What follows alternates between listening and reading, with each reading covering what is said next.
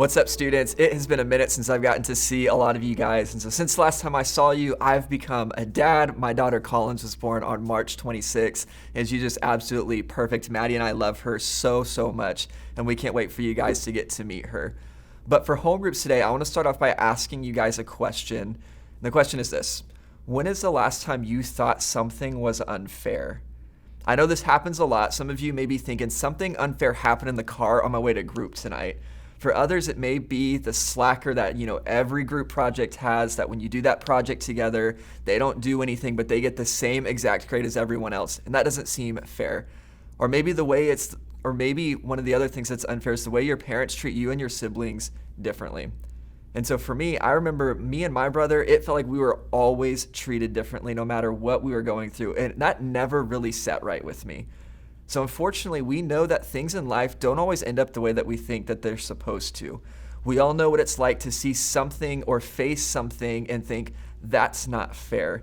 And there are all sorts of emotions that come along with some frustrations and disappointment and even getting hurt through that. And so with that in mind, today we're going to look at a time when Jesus did the exact opposite. He did something that most people would consider to be unfair. And so for the last few weeks, we've been talking about things that Jesus said and did before he was crucified.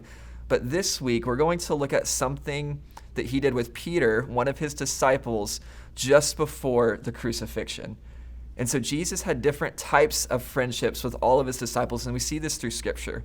And this makes sense because we do the exact same thing, right? Like there are friends that you sit at lunch with or you do homework with. You have your friends that you hang out with on the weekend. And some of you hang out with your parents' house because your family is awesome. And let's be honest, right? The pantry is always stacked. So why do you need to go somewhere else? And trust me, your friends know which parents in the group those are. But one of Jesus's friends, Peter, was a type of friend that you don't really take into a new setting because they may say something offensive to somebody, and before you know it, man, there's like an all-out brawl going on because of that. And so that was Peter. He was the type of friend who always seemed to say or do something without fully thinking it through. And for some of you, you may have a friend like that. And for some of you, you may be that friend. And Peter was the kind of follower of Jesus that most of us can really relate to. There are times we're cheering him on, applauding him for his faith and doing the right thing, but there's also times where you want to shake him and just be like, man, what are you doing? You're missing the point. And in the particular situation that we're going to be looking at today, Jesus was finishing up dinner with his disciples after sharing some difficult news with them. He had just shared that one of the disciples around the table was going to betray him. Now, we know the betrayal of that one person, Judas, would lead to Jesus' death. But Jesus knew that technically all of his friends and his disciples would abandon him, and he told them that. And of course, Peter's the one who jumps up and responds and speaks up without thinking it through. And this is what he says in Matthew 26, verses 33 through 35. Peter declared, "Even if everyone else deserts you, I will never desert you." Jesus replied, "I tell you the truth, Peter, this very night before the rooster crows, you will deny knowing me 3 times. No, Peter insisted, even if I have to die with you, I will never deny you." Now, this point in their lives, the disciples had been learning from Jesus' teaching for years. Everything Jesus had said would happen, happened. And Peter was convinced that he would never deny Jesus, that there is no way he would ever betray his teacher. But just a few hours later, while Jesus was going through the frightening trial that would lead to his death, Peter was approached by some townspeople who asked if he was one of Jesus' disciples. And 3 times, one right after the other, Peter denied that he even knew Jesus, his teacher and his friend. And so what would you do if your best friend acted like they didn't even know you during one of the most difficult moments of your life? Would you want to get back at them for what they did? Would you drop them as a friend? Betray them in return? I mean, after all, that would be the fair thing to do, right? But look at what Jesus does. After Jesus is resurrected, he decides to surprise his disciples at breakfast, and here is what happened. After breakfast, Jesus asked Simon Peter, "Simon, son of John, do you love me more than these?" "Yes, Lord," Peter replied, "you know that I love you." "Then feed my lambs," Jesus told him. Jesus repeated the question, "Simon, son of John, do you love me?" "Yes, Lord," Peter said, "you know that I love you. Then take care of my sheep." And Jesus said a third time, he asked him, "Simon, son of John, do you love me?" And Peter was hurt that Jesus asked the question a third time. He said, "Lord, you know everything. You know that I love you." And Jesus said, "Then feed my sheep." And so Jesus was showing Peter that their relationship could be restored. Plus, he was encouraging Peter to lead and care for other people who would follow him. Jesus made sure to restore this friendship back to the same solid place it was before Peter ever denied even knowing who Jesus was. And you guys, it would have been totally fair for Jesus to respond to Peter by not even acknowledging his presence, or by losing his temper with Peter, or by giving him a lecture, right? After all, Peter was the one who was in the wrong here. But instead, Jesus confirmed that Peter is still loved by him and then reestablished their friendship just like that. How totally, completely, absolutely, and completely unfair.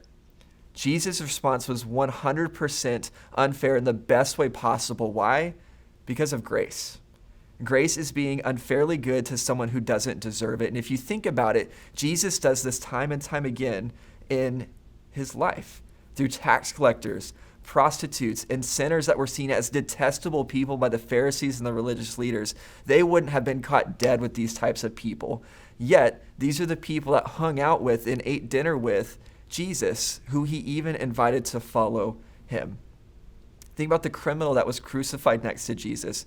He was faced with a death penalty from the government because they decided it was better for him to die than to keep him alive. And as he's being crucified next to Jesus, he asked Jesus, "Hey, remember me." And Jesus responds with, "Today you will be with me in paradise." Another example of where Jesus' grace is on full display. And so we see that God's grace is unfairly good. Even though that we're not perfect and we mess up daily, God is always willing to extend grace for the sake of the relationship that we have with him. And so what should we do about God's grace? The first thing is, we need to accept God's grace. For some of you, that can be really hard to do. There may be parts of you that you're so embarrassed of or that you're ashamed of that you can't even forgive yourself or give yourself grace, and you don't think that you deserve it. But remember, the thing that makes grace is that it is undeserved. God is able and willing to extend grace to you, and there isn't anything that you have to do to earn it, to make up for it, or anything like that. All you need to do is accept it and know that God's grace will cover your entire life. Secondly, the thing that you and I are called to do is to share God's grace with others, even when you don't think that they deserve it. Remember, again, that's what makes grace grace. Some of you have been holding on to a grudge for way too long. You've kicked someone out of your life so long ago, or you're still holding on to that one thing that they said or that one thing that they did, and I think that you get the picture. And I bet there would be someone that God has placed in your life and on your mind right now that you need to show grace to. And I know that they don't deserve it, but hey, neither did we.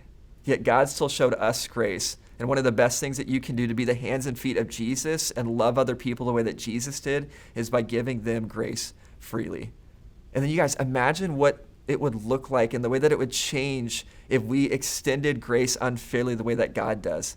Imagine how differently your life would look and how our world would look if we were moving to be more intentional about receiving and giving grace. And when you head to your small group, think about what a fair response would be if you've disappointed someone, abandoned them, or let them down. And then imagine God's unfairly good response to you and what that would be and the impact that that could make in someone else's life. But before you go, here's some things going on in PTSM that we want to be sure that you guys know about. Hey there, home groups. Thank you for tuning in for another week of content. As always, before we send you off to your small groups, we have a few announcements. There are quite a few, so I'm probably going to go pretty quickly. Strap in. Summer is coming. Obviously. The PTS summer calendar has been finalized, and we have a bunch of fun stuff coming up. First up, we are introducing a summer event exclusively for high schoolers called Roundtable Talks. In these gatherings, we'll be having honest, authentic conversations about all things faith, the Bible, and God. We're collecting questions from students like you, starting now, to prep content. To submit an anonymous question, use the QR code on the screen right now or the link in the description.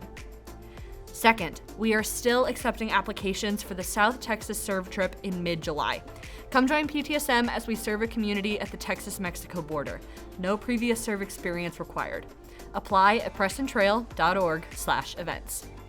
Third, Camp Eagle is coming up fast. If you've been thinking about joining us but haven't made the official commitment of signing up, do it now. Spots are filling up quickly, and we want to make sure that everyone that wants to go can go.